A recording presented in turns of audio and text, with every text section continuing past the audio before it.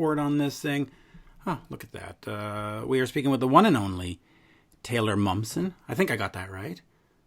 Almost. Close enough. Close enough. I got the Canadian version. So anyway, the new album is Death by Rock and Roll, which I've had a chance to listen to and enjoy. And let me just start with this, because what I found is that there's sort of two moods to the album. You tell me if that's right, because the first four, sort of 5-6 songs are in your face, brash, metal, whatever you want to call it. And then we get into some more delicate stuff with more, imagery going on. Was that deliberate to sort of have two moods to it, or am I just sort of interpreting it as my own thing? No, you're entirely correct. I don't know that deliberate is not necessarily the right word. This record, we went through a lot of loss in the past few years, and a lot of we lost a lot of people that were very close to us, and I kind of went down a very dark rabbit hole of depression and grief and everything that kind of comes with that.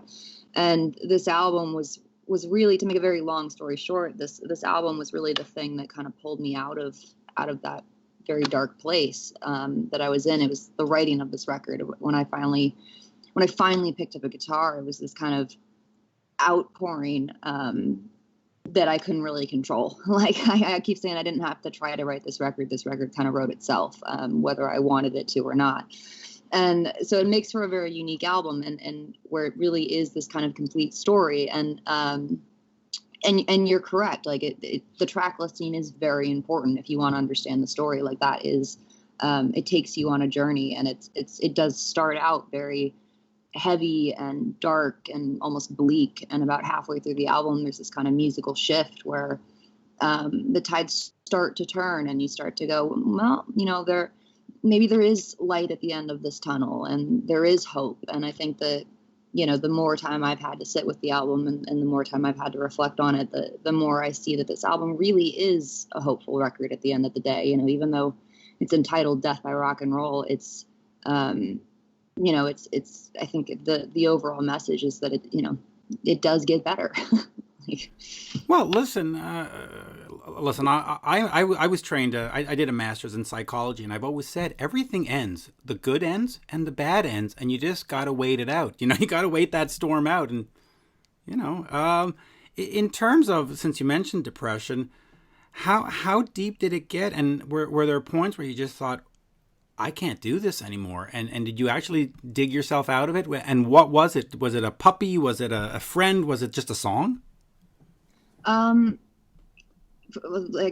Yeah, no, it got bad there for a while. Not to get super heavy, but I was in a very, very dark hole of depression and substance abuse and, everything that comes along with trauma. And, I was not, we lost a lot of people, and I was not emotionally equipped to handle that. Like I had never experienced anything like that before. And it took me down.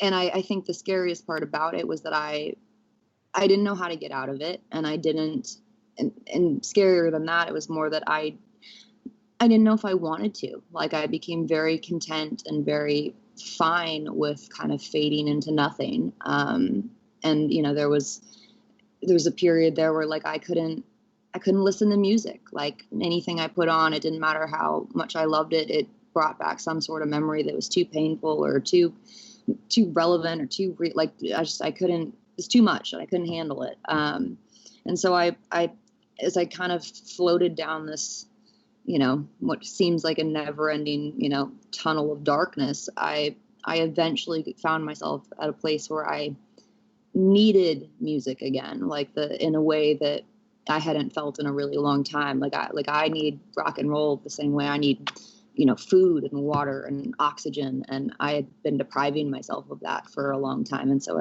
I started, the way that I kind of started to fix myself was I started at the beginning. I asked myself, I was like, what made you fall in love with music in the first place? I kind of went back to the beginning, and the answer was, it started with the Beatles. It's the first band I ever heard. It's the first band I fell in love with. That's the reason I started writing songs when I was young.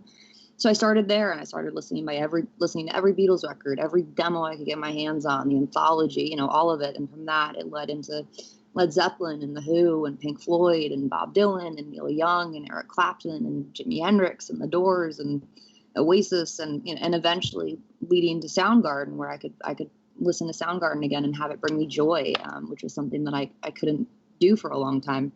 And so that kind of essentially teaching myself and relearning and falling in love with something that has always been there for me my whole life. Like, I always say music is my best friend. Like, that maybe sounds stupid to people, but music is the one thing that's always been there for me in my life, in good times and bad times. Like, it's always supported me and it's never let me down. And this time I needed it more than ever. And so when I got to a place where I could listen to albums and have them bring me joy, the natural kind of evolution or next step is I started to pick up a guitar and I started to play again. And then once I did that, then the songwriting really just kind of, it was like I cracked a door open, and then I didn't crack a door open, the floodgates exploded. Like, it was like a dam breaking, and everything that I had been repressing and hiding from myself just, I couldn't hide from anymore. And it just kind of was this overflowing outpour. And that's really how this record was born, and where it all started. And once I wrote it, that was the really first major step of me starting to fix myself and get back on the right path. Because to me, writing is always where I've been able to kind of find my balance and find my center. And when I finally started doing that again, it was extraordinarily cathartic and something that I didn't know I needed. I mean, I probably did know deep down, but but I wasn't letting myself go there. And when I finally did, it was very healing. Which is interesting, because I was actually going to ask you if it was cathartic, but you've already answered that. So let me ask you this then, because you are significantly younger than I am, and some of those bands you've quoted were even before me.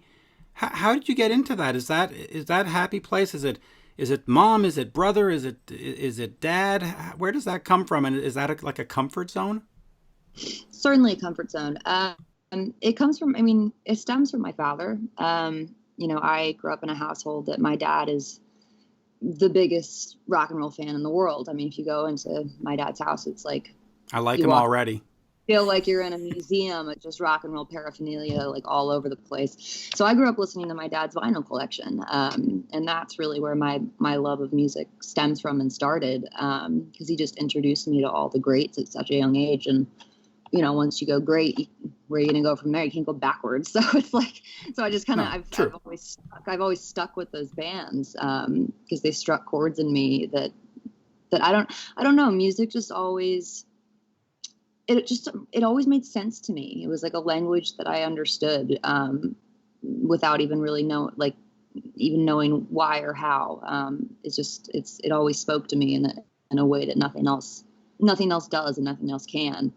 So it started with the classics from my dad, but then, when I got a little older and started to discover music on my own, I got really into like the 90s stuff of, Nirvana and Pearl Jam, and then Soundgarden. And then when I heard Soundgarden for the first time, my mind blew up. It was like hearing the Beatles for the first time. It was like, I just found another band that is the pinnacle of musicality. Like the amount of layers and depth that band provides is unparalleled. And so that was really another kind of musical, I don't know what the right word is, not renaissance, but a musical awakening. Yeah. So the Beatles was the first one, Soundgarden was the second one, and there's your bookends. Yeah. So now I know you have some Soundgarden guys play on this, but I'll ask you about that in a second. When it comes to writing, do you write all the songs yourself, or are you writing them with the band? And in fact, let me answer that first, and I have a follow-up. Well, Ben and I, the guitar player, Ben and I write all the songs. Right. We always have. We're the two writers of the band. Okay. So there you go. Well, no, just that because in the past, you've said that you wanted to go to music because music is where you can be, and in the other creative endeavor that you do, you just play characters. So how important is it to have your voice and be the one speaking in these songs and not singing somebody else's words, for example? It's the whole thing. Okay. Like, what's I don't, what's the point otherwise? Like, I never understand. Like, I appreciate, songwriters who write great songs and then sell them to artists. And, like there's some good ones out there, but to me, that's never the artist that I've wanted to be. That's never the artist that's not the artist that I am. Like, you don't want 10 songwriters on your songs. I don't understand it. Like the concept of like writing by committee or whatever, just, it doesn't, I don't know. It doesn't make sense to me. Because to me, it's about, I consider myself a songwriter first. And because that's the whole thing. Like that's where you're free to go in any direction. You're free to express yourself in any way you see fit or any way that's necessary. And it's like I've said, I think I said it in this interview already, but it's where I can find my balance as a person in life. It's my form of working through everything and essentially documenting my life, like almost subconsciously. And it's so having someone else in there would feel weird. Like, it's like someone, like, it's like, it would feel like a bug, like crawling around your head or something. It's like, get out of my brain. Yeah. Like, yeah. But of course, record companies always come to you and say, you should have so-and-so write you a song. You're just like, oh God, please. We've actually been pretty fortunate. I mean, like, artistic control is something that I value to the highest degree. Like, if it's not my vision, I don't see the point in doing it. So I won't. So I've been very fortunate throughout my career to work with partners who kind of understand that and really allow me to express myself and make the art. And then once I've completed it, then the collaboration begins of like, okay, now how are we going to release this? What's going to be the single, and the kind of promotional side of things. But as far as the art itself goes, like that solely has to be done by me, and there can't be any outside voices or opinions, because then it's not mine anymore, and then I don't care about it. Well, let me take you up on that, because art does meet commerce when you're putting out an album. So how important is it for you then to make the album you want to make, whether it sells 100 copies or 100,000 copies or 1,000,000 copies? Does the art come first, or at some point do you have to bend to the will and say, okay, yeah, we've got to make it more flashy, more of a single, we need more? No. The art comes first and foremost, okay. And that's it. Like, the commerce be damned. I mean, it's, art and commerce, I mean, they cross. They cross, but they're very opposing things, like, at the end of the day. It's always a struggle to kind of find that balance. But the art is, it's the thing you have to hold at the highest regard. Like, if you're making anything for the sake of commerce, then you're doing it wrong. Like, you're starting from the wrong place to begin with. And no matter how successful it is, in my opinion, then it's already a failure. Yeah. So, I would like, to me, success is when I create something and I, finish an album, for example, where I can sit, no one else has heard it yet, but I can sit back and listen to it and I can go, this is really good. And I'm really proud of that. Like, I'm really proud of what I just made. That's success.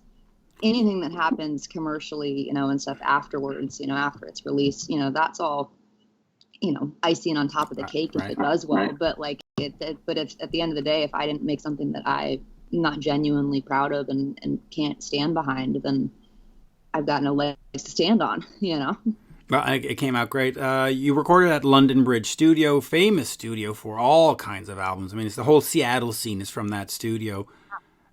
Since you discovered Nirvana and Soundgarden and so on and so forth, what was it like to sort of go to that studio? It's sort of like Abbey Road for some of us older folks. You just walk in, you go, whoa, okay. Whoa. Jinx. Whoa. Yeah. No, it was incredible. I mean, we only recorded one song there, which was the song Only Love Can Save Me Now, which is the song that we did with Matt and Kim. And it was just an incredible experience. I mean, I'm a firm believer that, like, people are places are kind of like people. Like, they hold memories and they hold energy inside their walls, and you could certainly feel that. Like, you could feel the presence of all the records that were made there previously.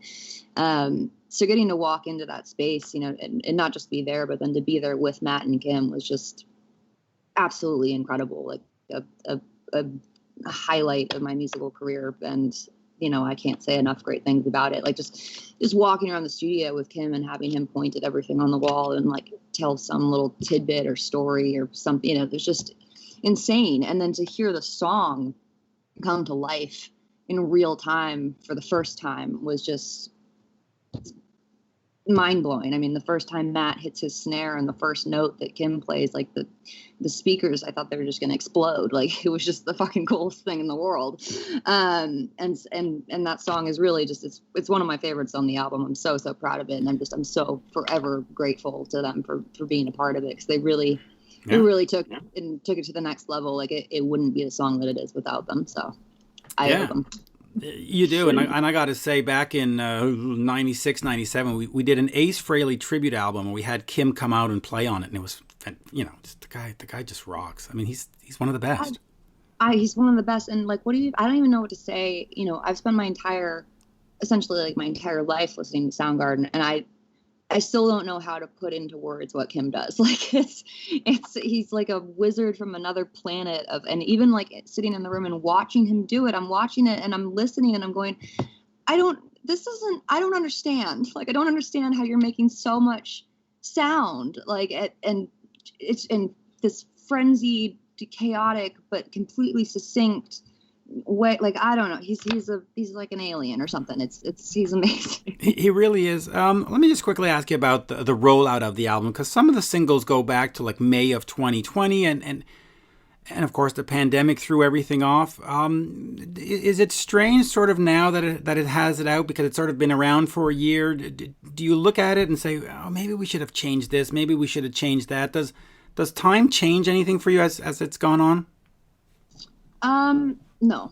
I mean, when we finish an album, any of our albums, but this one in particular, when we finished it, we knew it was finished. It's a solidified moment of this is a complete body of work, and that's the end of that chapter, and so no, even though we did have to sit on it for a while and wait to put it out, which was simply due to circumstance of the pandemic and not knowing when touring was going to come back, and putting out an album and not being able to play feels very weird. It still does, but we finally got to a point where it was like, there's a song called 25. I wrote that when I was 24, turning 25. I'm now 27. I can't put this album out when I'm 30. Like I got more songs to write. I got other things to say. So like we kind of closed our eyes and picked a date and went, jump, go. I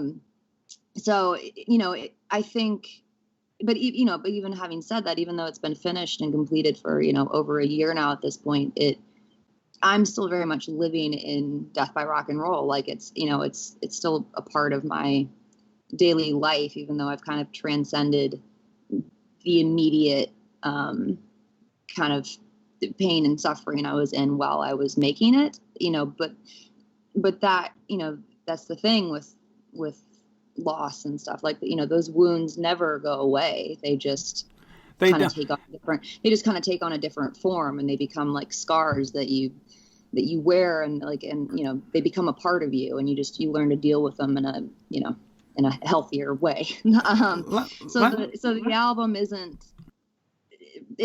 I don't think I've had enough, to answer your question, I don't think I've had enough time to actually look at it from a completely outside perspective yet. Right. Like that's something you would have to ask me like 10 years down the line.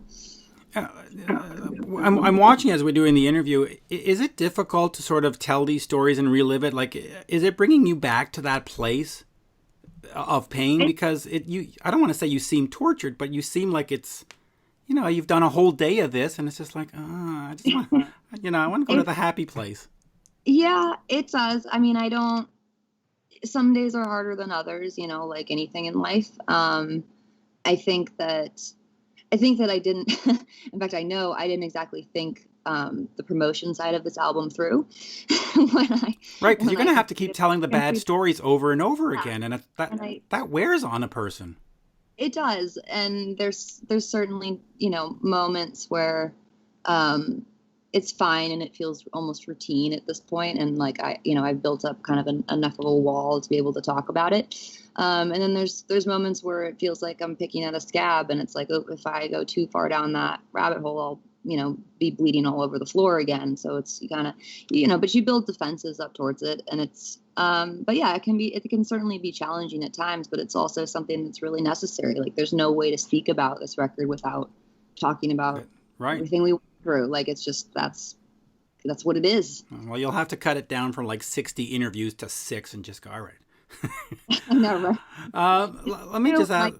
Ones, and we'll call it a day. We'll call it, yeah. But do CNN and Rolling Stone. Let everybody else just copy. That would be nice. Let me try to get you somewhere a little bit more positive. You, of course, have come from a different creative field.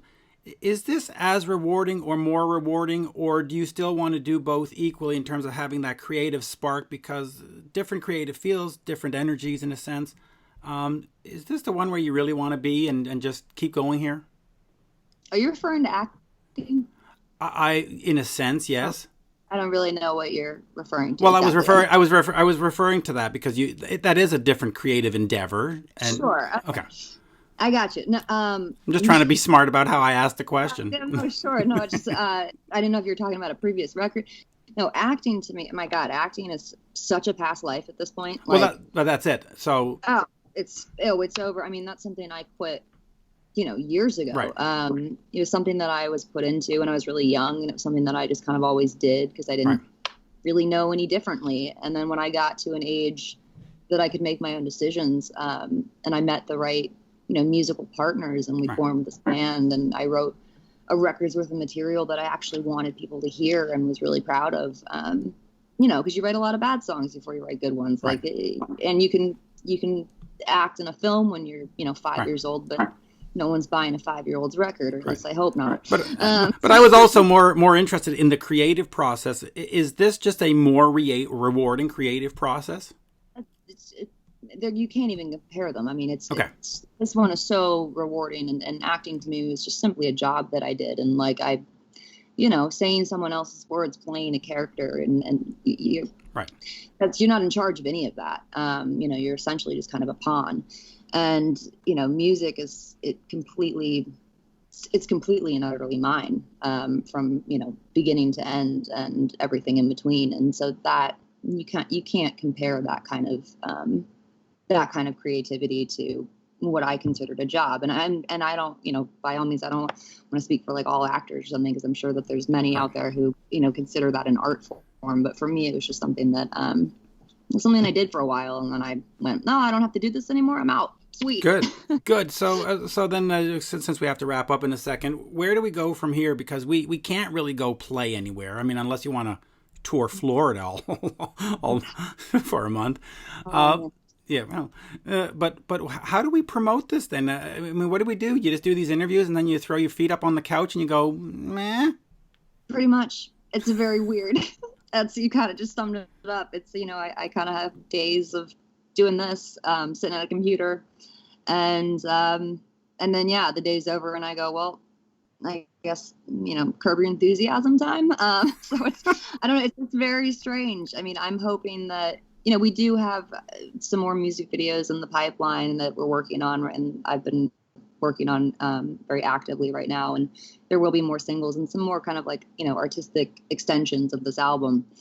But the thing that I'm hoping for, that will hopefully happen sooner than later, is, aside from, obviously live shows coming back would be incredible, but even if that can't happen, just getting into the rehearsal space with the guys and being able to play, like, just the four of us would be phenomenal at this point. Because as much as I've had fun, playing acoustically from home and doing kind of stripped back versions of our songs, and like I've gotten to do some, but it's been cool. I've gotten to do some really cool, covers of songs, which is something that I've, in collaborations with amazing musicians that I love. Like I did The Keeper with Elaine Johannes, and Halfway There with Matt Cameron, and most recently I just did Quicksand with Mike Garson for the David Bowie show. So, things like that if we were in a normal circumstance wouldn't have come to fruition. Like they wouldn't have happened, have been really beautiful and really kind of rewarding and fun. But as much as I love playing acoustic guitar and doing all that, I really miss electricity at this point. Like I need to get back in the room with the guys, and I need Jamie to pound his drums, and I need to crank amps, and I need to scream into a microphone and like feel that power that rock and roll is the only thing that can give you. And so I'm dying for that. And that's what I'm hoping for next. I mean, that stuff is nice, but standing on the stage where Axl Rose is going to come out behind you that's also nice too. That's pretty sweet. I have to say, opening for Guns is pretty sweet. So anyway, the Pretty Reckless Death by Rock and Roll is available now. Absolute pleasure, and thank you for today. Absolutely, thank you for taking the time, man. It was great to see you, and continue to stay safe and hang in there and all that. Well, us Canadians, we hang out, just stay in our igloos. Yeah. Well, we miss you. We can't wait to get back to Canada when this mess starts to clear itself up a little more. Yeah. I've had a chance to see you up here, and it's a great show, and we need it back. And by the way, Death by Rock and Roll is a fantastic album. That first song just grabs you by the throat and just doesn't let go till the end. It's beautiful. It's well done. Thank you so much, man. We really poured our all into it, so it's much appreciated. Thank you for the kind words. Cheers. Now, thank you for everything. All right. Have a good one. Thanks so much. Bye-bye now.